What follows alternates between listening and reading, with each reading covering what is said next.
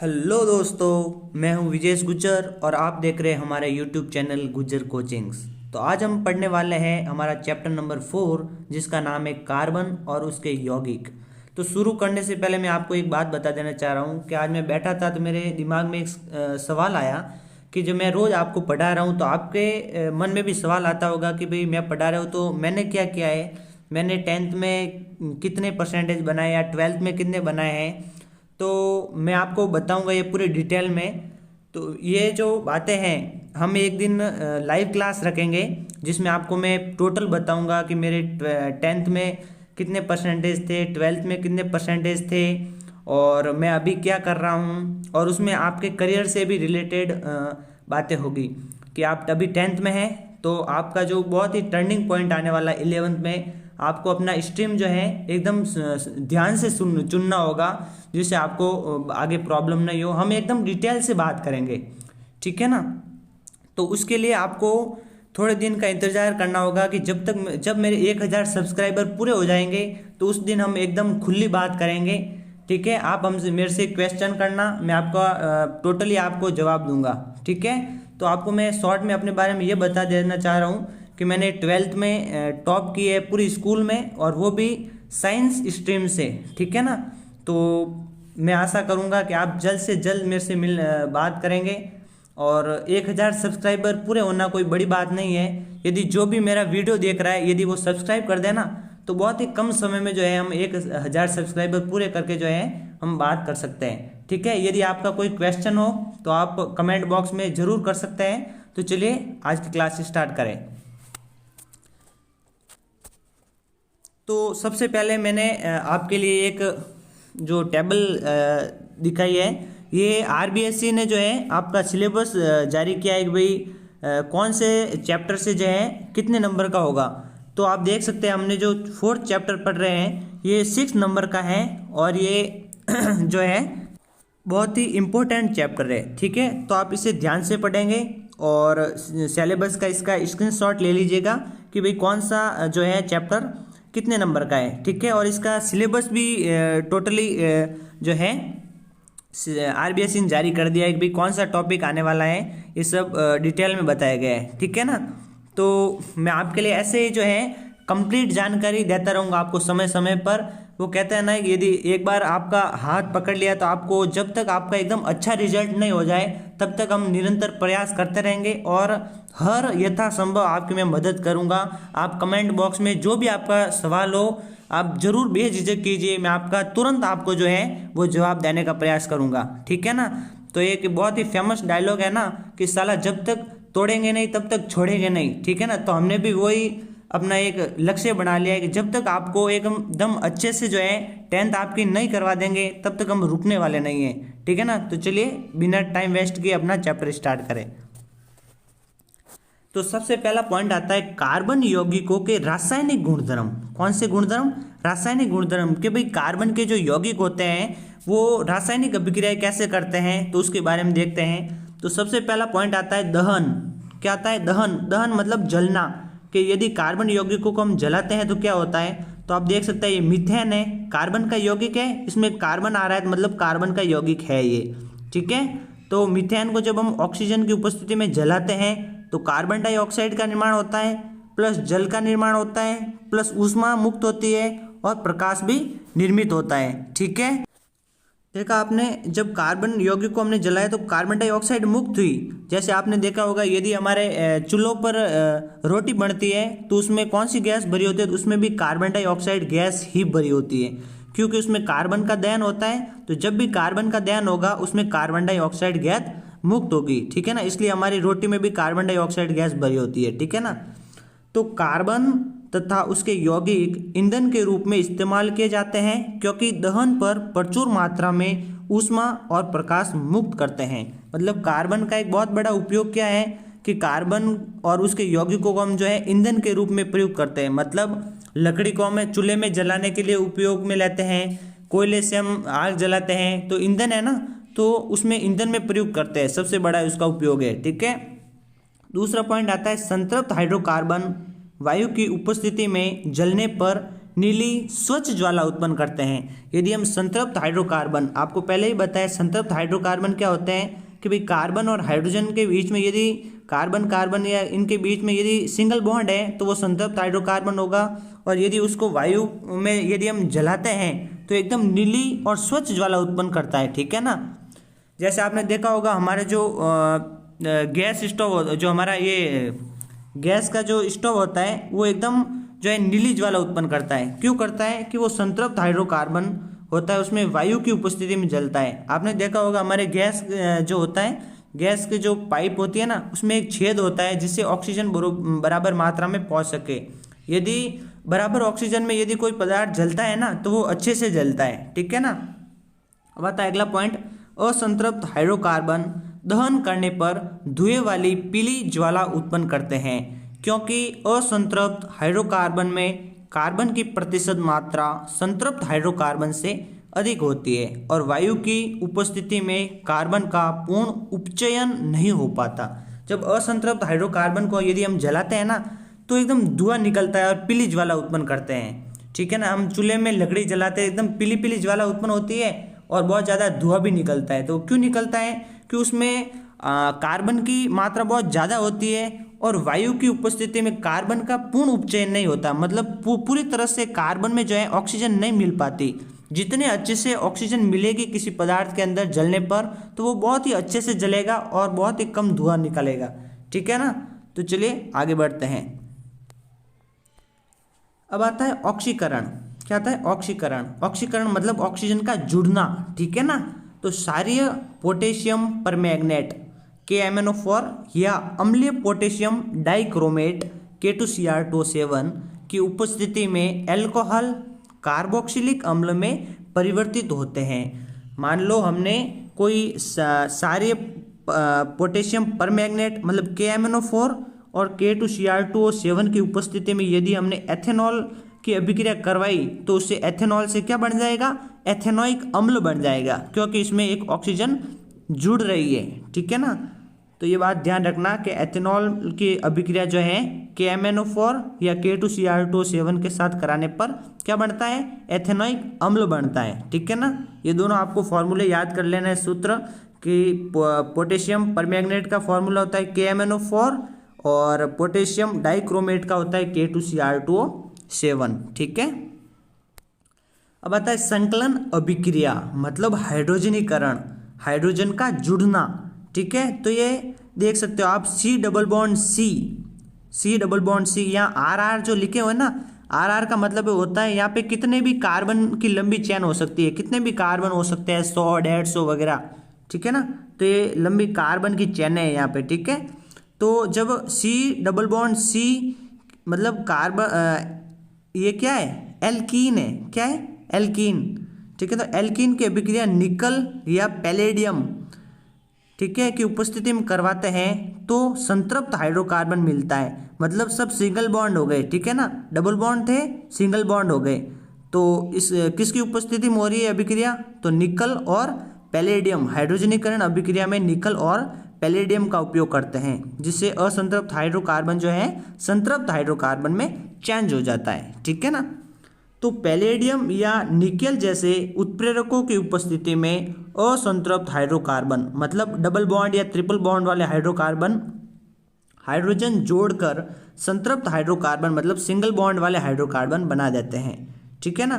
तो कौन से उत्प्रेरक होते हैं? तो पैलेडियम और निकेल ये क्या करते हैं? बड़े जबरदस्त जो है उत्प्रेरक है। ये उत्प्रेरक क्या होता है बता दे रहा हूँ आपको मैं कि ये क्या करते हैं? अभिक्रिया को जो है प्रभावित करते हैं। किसी अभिक्रिया धीरे धीरे चल रही है मरी हुई जैसी तो उसको एकदम फुर्तीला बना देते हैं, एकदम तेज बना देते हैं, और किसी अभिक्रिया को धीमे भी बना देते हैं ये, ठीक है ना। तो ये इसमें कौन से उत्प्रेरक हो रहे हैं? पैलेडियम और निकेल।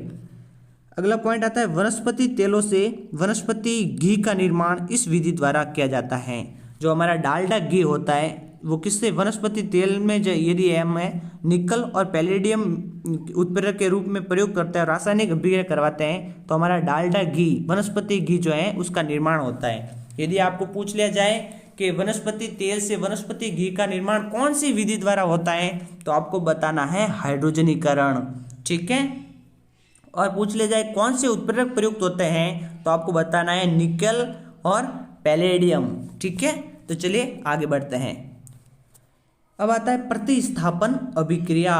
प्रतिस्थापन नाम सुन के आपको जो है कुछ मालूम चल रहा होगा। प्रतिस्थापन मतलब किसी को हटाकर उसकी जगह लेना।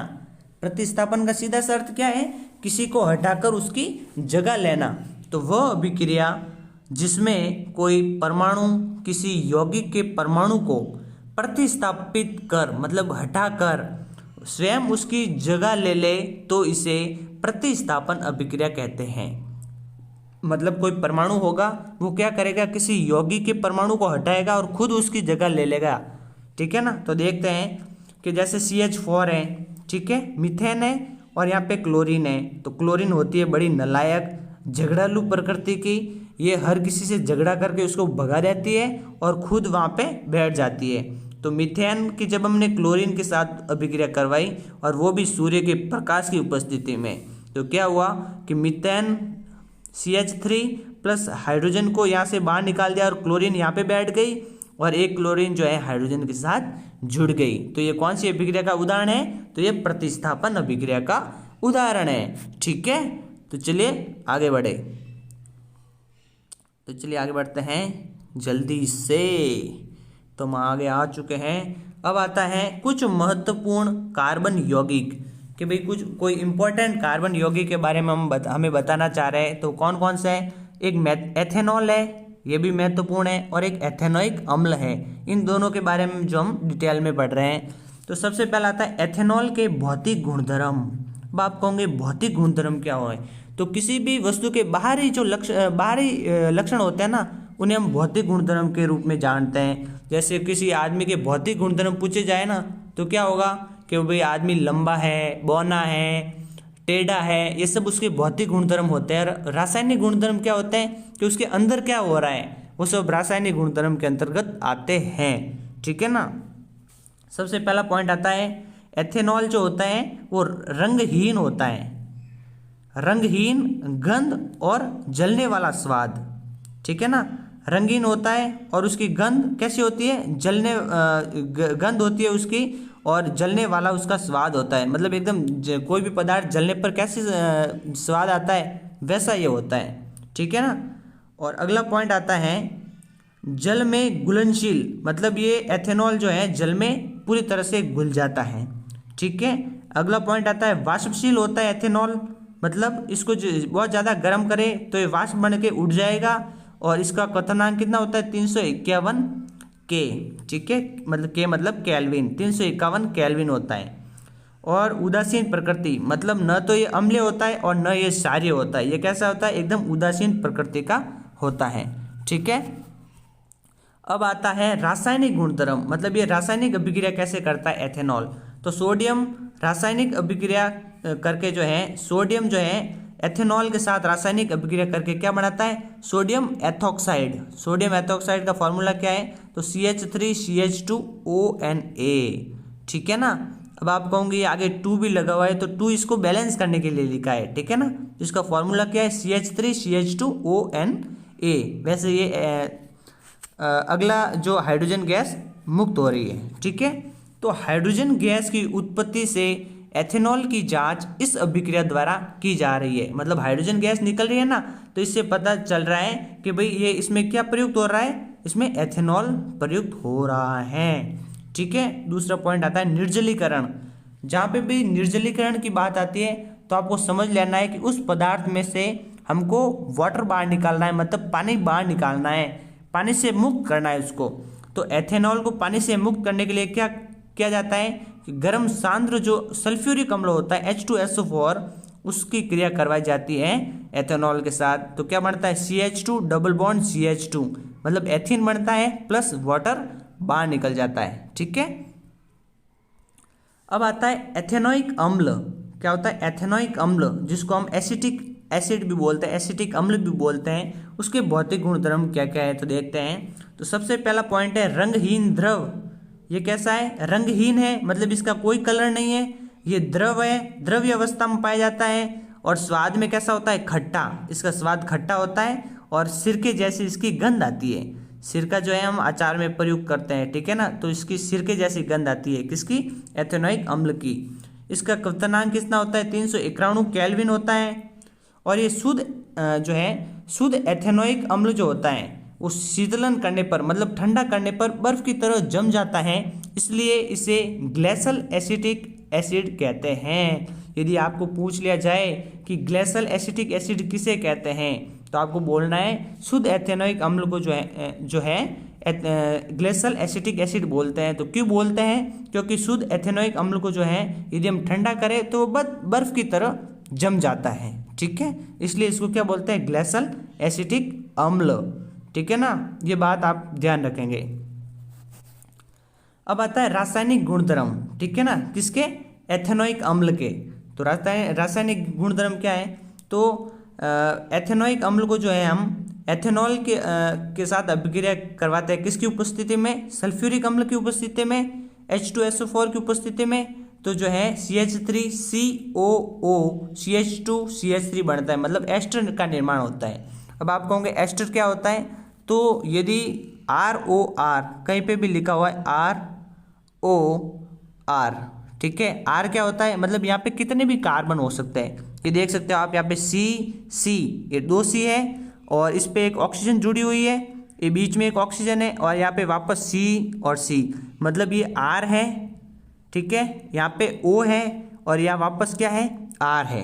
तो ROR किसका फॉर्मूला होता है? तो ये एस्टर का फॉर्मूला होता है, ठीक है, ये बात आपको ध्यान रखनी है। तो एथेनोइक अम्ल और एथेनॉल जो है आपस में अभिक्रिया करके सल्फ्यूरिक अम्ल की उपस्थिति में किसका निर्माण करते हैं? तो वो एस्टर का निर्माण करते हैं, ठीक है। तो मीठे फलों जैसी इसकी गंध होती है और एस्टर का निर्माण होता है, ठीक है। एस्टर की गंध कैसी होती है? तो मीठे फलों जैसी गंध होती है एस्टर की, ठीक है ना। तो चलिए आगे बढ़ते हैं। अब आता है साबुनीकरण। साबुनीकरण क्या होता है? मतलब साबुन का निर्माण करना ही साबुनीकरण कहलाता है, ठीक है ना, सीधी सी डेफिनेशन है। तो CH3COO C2H5, ठीक है, इसकी अभिक्रिया यदि हम सोडियम हाइड्रोक्साइड के साथ करवाते हैं, किसके साथ? NaOH के साथ, तो क्या बनता है? C2H5OH, एथेनॉल बनता है। क्या बनता है? एथेनॉल प्लस CH3COONA, CH3COONA, ये किसका फॉर्मूला है? ये सोडियम एसीटेट का फॉर्मूला है, ठीक है। तो साबुनीकरण में क्या होता है? CH3COOC2H5 का अभिक्रिया जो है सोडियम हाइड्रोक्साइड के साथ करवाते हैं, तो एथेनॉल बनता है प्लस सोडियम एसीटेट का निर्माण होता है, ठीक है ना। और इस विधि से साबुन तैयार किए जाते हैं, इसी फॉर्मूले से जो है हमारे साबुन बनते हैं, ठीक है। तो चलिए आगे बढ़ते हैं। अब आता है सार से अभिक्रिया। मतलब सार से अभिक्रिया करके क्या होता है? जो है एथेनॉल सार से अभिक्रिया करेगा तो क्या करेगा, ठीक है ना। तो ये साबुनीकरण अभिक्रिया, ये भी साबुन का निर्माण होगा इसमें भी, ठीक है ना। तो NaOH ये एक सार है, क्योंकि सार वो होता है जिसमें OH माइनस आयन डोनेट होता है, इसमें भी OH माइनस आयन डोनेट होगा, तो NaOH एक सार है, ठीक है ना। तो NaOH प्लस CH3COOH, ठीक है ना।